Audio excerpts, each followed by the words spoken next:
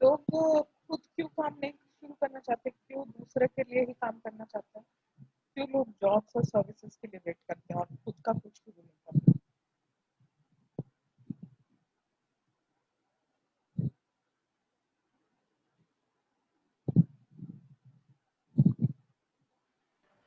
Ma'am, repeat the question.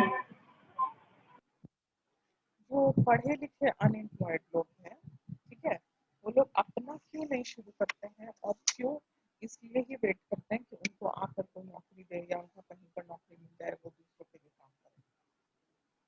मतलब वो लोग एम्प्लॉय बनने के लिए क्यों तैयार है, क्यों एम्प्लॉयर नहीं बनना चाहते।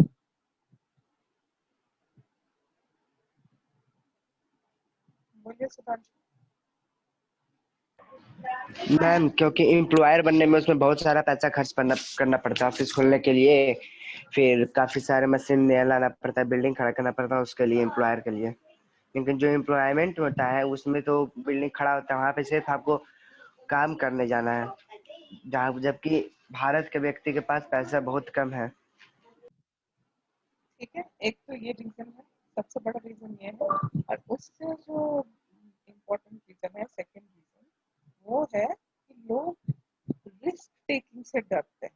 ठीक है, अगर आप दूसरे के लिए काम करना चाहते हो तो आपका क्या रिस्पॉन्सिबिलिटी, आपको जो काम दिया गया है बस उतना ही ठीक से करना है। उससे क्या इफेक्ट हो रहा है नहीं हो रहा है उससे आपको कुछ लेना देना नहीं। अपना काम आपको जो दिया गया है उस काम को करना है, सैलरी लेना है, वापस आ जाना है। लेकिन जब पूरा बिजनेस ही आपका हो, पूरा कंपनी आपका हो, तो उसका टॉप टू बॉटम हर एक चीज के बारे में कंसर्न रहना पड़ेगा। छोटे से लेके बड़ा चीज, हर एक चीज का रिस्पॉन्सिबिलिटी लेना होगा। और उसमें जो नुकसान होगा या प्रॉफिट होगा वो डायरेक्टली आपको इफेक्ट करेगा। इसीलिए लोग जो रिस्क फैक्टर इन्वॉल्व है उसकी वजह से एम्प्लॉयर नहीं बनना चाहते और एम्प्लॉय बनना चाहते। ठीक है, unemployment leads to wastage of manpower resource. ठीक है, जो लोग अनएम्प्लॉयड हैं वो लोग ह्यूमन कैपिटल तो है क्योंकि उनके पास स्किल्स है, लेकिन ये ह्यूमन कैपिटल का वेस्टेज। ये लोग जो इकोनॉमी के लिए एसेट होने चाहिए वो लाइबिलिटी हो जाते हैं।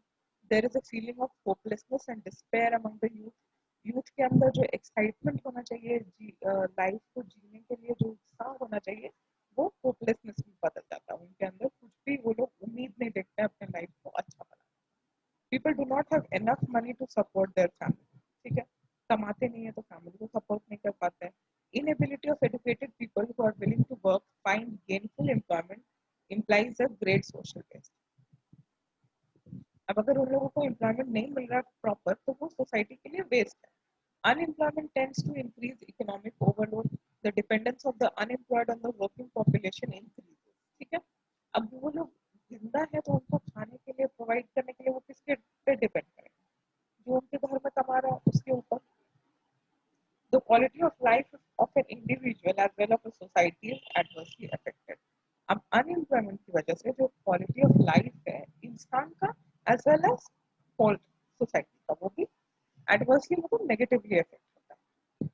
जैसे एक घर में अगर दो भाई, ठीक है, दो भाई हैं और उनकी दो वाइफ्स, मतलब दो लेडी दो मैन। अब इसमें से सिर्फ अगर एक ही भाई कमाता हो और बाकी तीन लोग नहीं कमाते, उस फैमिली का सिचुएशन और दूसरे सिचुएशन में जहाँ पे चारों लोग कमा रहे हैं, उसमें से ज्यादा अच्छा सिचुएशन किस फैमिली में होगा?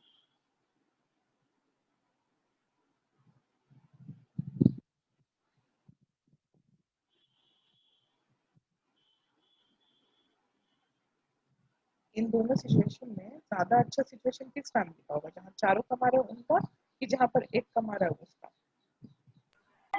मैम, जहाँ चार पहला कमा रहे वाला। उनका। जहाँ चार कमा रहे हैं उनका। ठीक है, तो इसीलिए जब लोग अनएम्प्लॉयड होते हैं तो वो फैमिली के क्वालिटी ऑफ लाइफ को एडवर्सली इफेक्ट करता है। और एक इंसान का अगर क्वालिटी ऑफ लाइफ इफेक्ट हो रहा है तो वैसे बहुत सारे लोग हैं सोसाइटी में, तो पूरा मिला के सोसाइटी का लाइफ जो है वो impact. When a family has to live on a bare subsistence level, there is a general decline in health status and rising withdrawal from the school system। ठीक है, अब अगर कोई प्रॉपरली कमा नहीं रहा है तो वो अपने बच्चों को अच्छा खाना नहीं खिला सकता और स्कूल में पढ़ा नहीं सकता। किसी किसी फैमिली में ऐसा होता है कि उन लोगों का एम्प्लॉयमेंट है, सब कुछ ठीक है, फिर अचानक से क्योंकि एक ही इंसान कमा रहा है और अगर जो फादर है उसकी नौकरी छूट जाए, वो अचानक से अनएम्प्लॉयड हो जाए या तो इल हेल्थ की वजह से या इकोनॉमी में, जैसे अभी लॉकडाउन हुआ बहुत लोगों की नौकरी छूट गई, तो ऐसे में क्या होगा, जो बच्चा है सबसे पहले उसकी पढ़ाई इफेक्ट होगी, क्योंकि उसके पास खाना तो सबसे इम्पोर्टेंट है, लोग खाना तो बंद नहीं कर सकते हैं, तो स्कूल भेजना बंद कर देंगे, स्कूल की फी नहीं पे कर सकते हैं। इस तरह से सबसे पहला इफेक्ट क्या पड़ता है, लोग बच्चों को स्कूल भेजना बंद कर देते हैं, या फिर अगर अच्छा एजुकेशन दे रहे हैं तो कोशिश करेंगे कि सस्ते स्कूल में जहाँ फी कम है या गवर्नमेंट स्कूल में ऐसी जगह पर ही पढ़ा लें, क्योंकि उनके पास पैसे नहीं है अब जो वो अफोर्ड कर रहे थे उसको अफोर्ड कर। Hence, unemployment has detrimental impact on the overall growth of an economy. Economic growth के लिए अनएम्प्लॉयमेंट जो है वो बहुत खराब इम्पैक्ट डालता है। Increase in unemployment is an indicator of depressed economy, ठीक है, अनएम्प्लॉयमेंट अगर बढ़ रहा है मतलब इकोनॉमी बस सिचुएशन खराब। It also waste the resources which could have been gainfully employed, जितने लोग अनएम्प्लॉयड रह जाते हैं उनका जो स्किल्स है वो वेस्ट चला जाता है, जो इकोनॉमी के काम आ सकता था अगर वो लोग एम्प्लॉयड होते तो। If people cannot be used as a resource, they naturally appear as liability to the economy. In case of India, statistically the unemployment rate is low. India में अनएम्प्लॉयमेंट रेट जो है स्टैटिस्टिकली मतलब government के पास जो data होता है उस, जैसे हम लोग अभी ऊपर में जितना भी मैप्स देखे इस चैप्टर में, सॉरी टेबल्स जितने देखे हैं, उस हिसाब से अनएम्प्लॉयमेंट का रेट इंडिया में लो है। A large number of people represented with low income and productivity are counted as employed. ठीक है, इंडिया में वैसा पॉपुलेशन ज्यादा है जिनका प्रोडक्टिविटी भी कम है और उनका इनकम भी कम है, ठीक है, तो उनको हम लोग अनएम्प्लॉयड नहीं काउंट करते, उनको हम लोग एम्प्लॉयड ही काउंट करते हैं, इसलिए अनएम्प्लॉयमेंट का जो डेटा है वो कम है। They appear to work throughout the year, but in terms of their potential and income, it is not adequate for them. वो लोग काम तो कर रहे हैं लेकिन उनकी लाइफ को चलाने के लिए वो जो पैसे कमा रहे हैं वो काफी नहीं है। The work that they are pursuing seems forced upon them. They may therefore want other work of their choice. और वो जो काम कर रहे हैं वो ऐसा लगता है कि उनको जबरदस्ती दिया गया है, उसमें वो लोग अपना 100% नहीं परफॉर्म कर पाते हैं, और उनको अगर उनकी चॉइस का वर्क करवाया जाए तो वो अपना प्रोडक्टिविटी लेवल ज्यादा दिखा सकते हैं। Poor people cannot afford to sit idle. They tend to engage in any activity irrespective of earning potential. ठीक है, जो बहुत गरीब है उसको कुछ ना कुछ तो काम करना है, जिसमें भी अर्निंग हो जाए वो वही काम करना शुरू कर देता है, तो their earning keeps them on a bare subsistence level. उससे क्या होता है, वो लोग सिर्फ खाने भर ही कमा पाते हैं, ठीक है, इतना ही कमा पाते हैं जिससे वो लोग जिंदा रहे।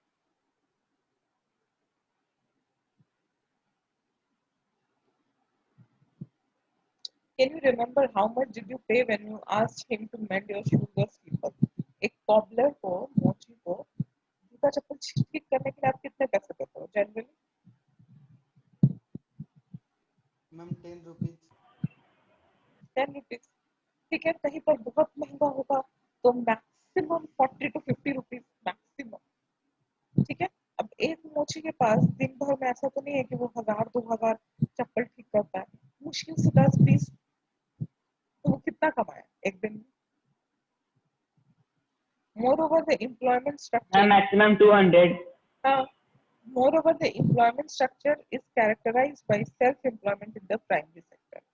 ठीक है, the whole family contributes in the field, even though not everybody is really needed.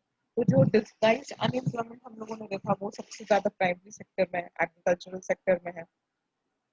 तो उससे क्या होता है, जितना प्रोडक्टिविटी 4 लोगों का होना चाहिए उसको 6 लोग कर रहे हैं और 6 लोग मिल के उसको शेयर कर रहे हैं। अब जो 10 kg बीट का प्रोडक्शन हो कर रहे हैं 4 लोग मिलके, अगर उसको 4 लोग ही शेयर करें तो उनको ज्यादा क्वांटिटी मिलेगा, वही अगर 6 लोग शेयर कर रहे हैं तो उनको क्वांटिटी ऑब्वियसली कम जाता है। तो इससे क्या होता है, उतना मेहनत करने के बाद भी वो लोग अपने लाइफ को ठीक से नहीं चला पाते, इससे उनकी गरीबी दूर नहीं होती। तो इससे फिर क्या होता है, gradually surplus labour from every household tends to migrate from the village in search of job. उसके बाद जो घर के लोग जिनका काम नहीं चल रहा है अब, वो लोग बाहर शहर की तरफ जाते हैं जॉब ढूंढने के लिए। Let us discuss about the employment scenario in the three sectors mentioned earlier. Three sectors के बारे में हम लोगों ने देखा था, primary sector, secondary और tertiary. Agriculture is the most labor absorbing sector of the country. ठीक है, सबसे ज्यादा लोग कहाँ काम करते हैं? Agricultural fields में काम करते हैं. In recent years, there has been a decline in the dependence of population on agriculture. Agriculture पर जितना population depend है, वो थोड़ा recent years में कम हुआ है. Partly because of disguised unemployment discussed earlier, some of the surplus labor in agriculture have moved to either the secondary or tertiary sector. ठीक है, पहले जो लोग एग्रीकल्चर सेक्टर में ही काम करते थे या प्राइमरी सेक्टर में ही इंगेज थे, वो लोग अब थोड़ा सेकेंडरी और टर्शियरी सेक्टर की तरफ जा रहे हैं. सेकेंडरी सेक्टर में स्मॉल स्केल मैन्युफैक्चरिंग में ज्यादातर लेबर यूज होता है. In case of tertiary sector, various new services are now appearing, like biotechnology, information technology, and so on. जैसे जब से टेक्नोलॉजी शुरू हुआ है, एक एरिया है जिसमें सबसे ज्यादा लोग काम करते हैं, वो है कस्टमर सर्विस का या कस्टमर सपोर्ट का. ठीक है, हर एक ब्रांड, जिस ब्रांड का भी आप कुछ भी यूज करते हो, उसका एक कस्टमर सपोर्ट होता है, जहां पर कॉल करके आपको अगर कोई प्रॉब्लम है तो आप उसको डिस्कस कर सकते हो और वो लोग उसको ठीक करते हैं. ये एक नया तरह का एम्प्लॉयमेंट क्रिएट हुआ है आफ्टर टेक्नोलॉजिकल डेवलपमेंट. अब एक विलेज की स्टोरी पढ़ते हैं. एक विलेज था जहाँ पर बहुत सारे लोग रहते थे, बहुत सारी फैमिलीज रहती थी. Each family produced enough to feed its members. Each family इतना खाना प्रोड्यूस कर लेता था, मतलब इतने अनाज उगा लेता था कि अपने फैमिली मेंबर्स को खिला सके. सारे लोग, फैमिली के सारे लोग अपने कपड़े खुद सिलते थे, अपने बच्चों को खुद पढ़ाते थे. One of the families decided to send one of its sons to an agricultural college. अब एक एग्रीकल्चर कॉलेज में एक फैमिली का एक बच्चा जाता है. The boy got his admission in the nearby college of agriculture. ठीक है, एग्रीकल्चर कॉलेज एक बिहार में भी है और ये शायद इंडिया का one of the first agriculture college था. After some time, he became qualified in agro engineering and came back to the village. अब ये जो बच्चा है वो एग्रो इंजीनियरिंग में क्वालिफाई करके विलेज वापस आता है. He proved to be so creative that he could design an improved type of plow which increased the yield of wheat. अब उसने एक ऐसा तरह का प्लाव बना लिया जिससे wheat का प्रोडक्शन बढ़ सके. Thus a new job of agro engineer was created and filled in the village. The family in the village sold the surplus in a nearby neighboring village. अब वो लोग जो ज्यादा वीट उगा रहे थे उसको नेबरिंग विलेज में बेचते थे, अच्छा प्रॉफिट कमाते थे और उसको आपस में बांटते थे. Inspired by this success, all the families after some time held a meeting in the village. Village में एक मीटिंग होता है. They all wanted to have a better future for their children. ठीक है, सबको अपने बच्चों के लिए अच्छा फ्यूचर चाहिए था. They requested the panchayat to open a school in the village. Panchayat को उन लोगों ने कहा कि एक स्कूल खोलो और वो लोग सब अपने बच्चों को उस पंचायत के स्कूल में भेजेंगे. पंचायत ने गवर्नमेंट से हेल्प लेकर स्कूल खोला. टीचर को बुलाया गया नियर बाय टाउन से. All the children of the village school जाना शुरू किया. सारे बच्चों ने स्कूल जाना शुरू किया. After some time one of the families gave training to his daughter. एक फैमिली अपनी बेटी को ट्रेन करती है in tailoring. She started stitching clothes for all the families of the village. Now everyone wanted to buy and wear well tailored clothes. ठीक है, सब लोग अच्छे कपड़े पहनना चाहते थे. इससे एक और जॉब क्रिएट हुआ टेलरिंग का. This had another positive effect. The time of farmer is going far for buying clothes was saved. ठीक है, उन लोगों को जो शहर तक जाना पड़ता था क्लोथ्स खरीदने के लिए या खुद जो वो लोग टाइम इन्वेस्ट करते थे क्लोथ्स बनाने के लिए, वो टाइम बचने लगा. As the farmers spent more time in the field, the yield of the farms went up. अब जब लोगों के पास ज्यादा टाइम था खेत में काम करने का, तो उनका भी जो yield था, टोटल प्रोड्यूस था खेत का, वो बढ़ गया. This was the beginning of prosperity. The farmers had more than what they could consume.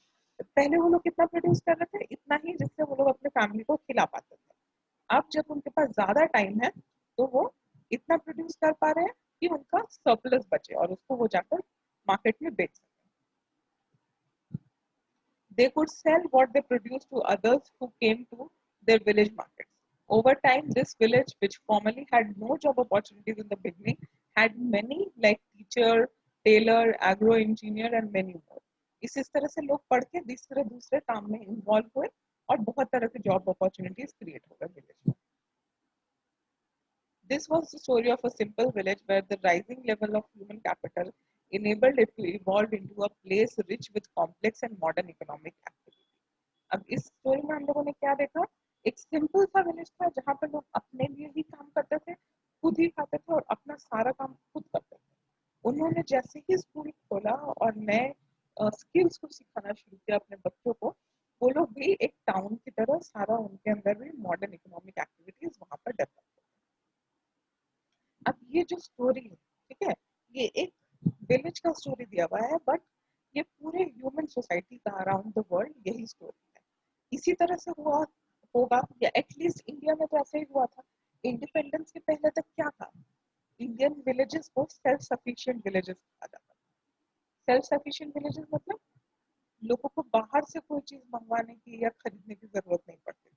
हर गांव में जो हमारा कास्ट सिस्टम है कैसा था, वो एक प्रीस्ट होगा, जो ब्राह्मण होगा वो प्रीस्ट होगा, वो पढ़ाने का भी काम करेगा, टीचर का भी काम करेगा. जो एक कैटेगरी ऑफ पीपल होंगे जो मोची होंगे, वो लेदर से रिलेटेड सारा काम करेंगे. कुछ लोग गोल्ड स्मिथ होंगे, सोनार होंगे, वो सोना से ज्वेलरी रिलेटेड सारा काम करेंगे. कुछ लोग होंगे जो आयरन स्मिथ लोहार होंगे, वो लोग इन सारी चीजों, आयरन का वेपन्स बनाना या टूल्स बनाना, इनका काम करेंगे. फार्मर्स जो होंगे वो फार्मिंग का काम करेंगे. जो बार्बर होगा वो पूरे विलेज का बाल काटने का काम करेगा. तो इस तरह से लोगों को कैटेगरी में डिवाइड किया गया था ताकि वो लोग अपने बच्चों को वही स्किल सिखाएं और उनके बच्चे वही काम करके फिर सोसाइटी में उसी तरह से कंट्रीब्यूट करें. ठीक है, ये इंडियन विलेज का सिस्टम था. तो इससे क्या होता था, बाहर से कुछ भी लेने का जरूरत नहीं पड़ता था और मनी का सिस्टम नहीं था, बार्टर सिस्टम था. बार्टर सिस्टम मतलब अगर एक आदमी फार्मर है तो उसके पास क्या होगा, अनाज होगा. अब उसको अगर बाल कटवाना है तो मैम वो लेन देन. हाँ, वो बार्बर को बुलाएगा और बार्बर उससे बाल काटने के उसमें क्या लेगा, अनाज लेगा. तो तो बार्बर पैसा नहीं लेगा, मतलब कि बिना पैसा के हाँ अपना सामान एक्सचेंज करना एक्सचेंज गुड्स करके, को. हाँ सामान एक्सचेंज करके लोग अपना काम चलाते हैं. तो बार्बर को खाने के लिए मिल गया और किसान का बाल काटने का काम हो गया. तो इस तरह से जो थी वो इंडियन सोसाइटी चलती थी विलेजेस में. इस चीज को आकर किसने चेंज किया, ब्रिटिशर्स ने चेंज किया. क्योंकि यहाँ पर जो भी प्रोडक्शन होता था, जो भी प्रोडक्शन एक्टिविटीज होता था, उन सारी चीजों को ब्रिटिशर्स ने चेंज कर दिया और यहाँ के प्रोडक्शन एक्टिविटी को खत्म करके यहाँ से रॉ मटेरियल ले जाके वो लोग खुद के यहाँ पर बनाते थे उससे प्रोडक्ट्स और यहाँ लाकर बेचते थे. तो इससे जो है वो एक मार्केट सिस्टम इंडिया में डेवलप हुआ. और जब वेस्टर्न एजुकेशन इंट्रोड्यूस हुआ तो उससे ये सारे, जैसे इस विलेज में होता है, कोई टेलर बनता है, कोई इंजीनियर बनता है, इन सारी चीजों को लोगों ने सीखा. ठीक है, तो यहाँ पर क्या हो रहा है,